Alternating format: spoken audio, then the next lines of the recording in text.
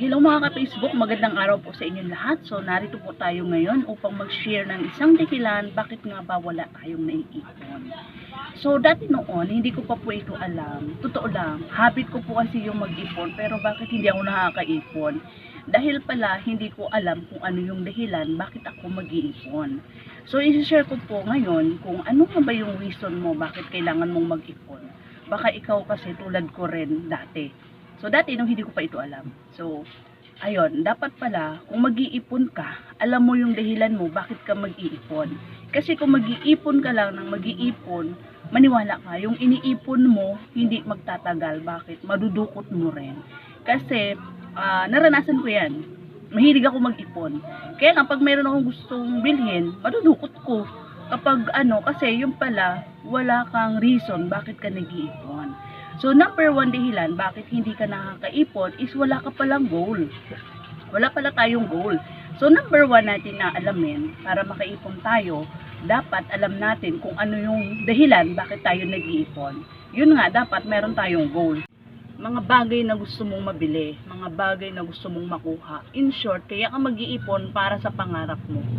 Tama? Kasi kung mag-iipon ka nang wala kang dahilan, maniwala ka, hindi ka makakapag-ipon. So, i-share ko lang, no? Simula kasi nung nagsama kaming mag-asawa, napag-usapan namin na bawat taon, every year, dapat meron kaming isang goal na na-achieve or nakukuha.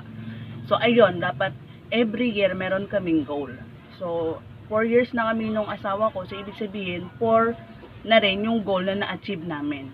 So, i-share ko lang, no?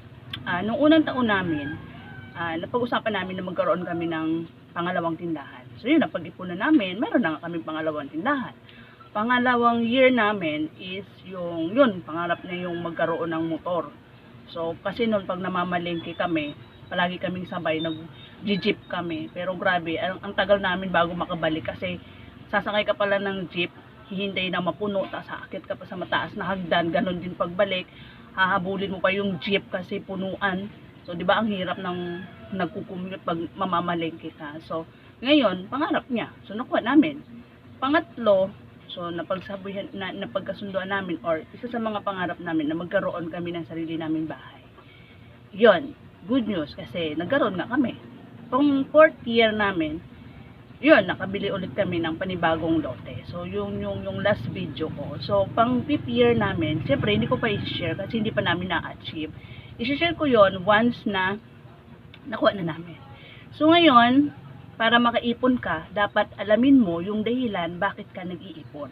Yon ay para makuha mo kung ano yung pangarap mo. So sa next video po natin, i-share ko naman sa inyo yung 3 step paano mo nga mahihit, paano mo matatarget, at paano mo makukuha yung goal or yung pangarap mo na gusto mong ma-achieve. So maraming salamat po sa inyong panonood. Thank you po.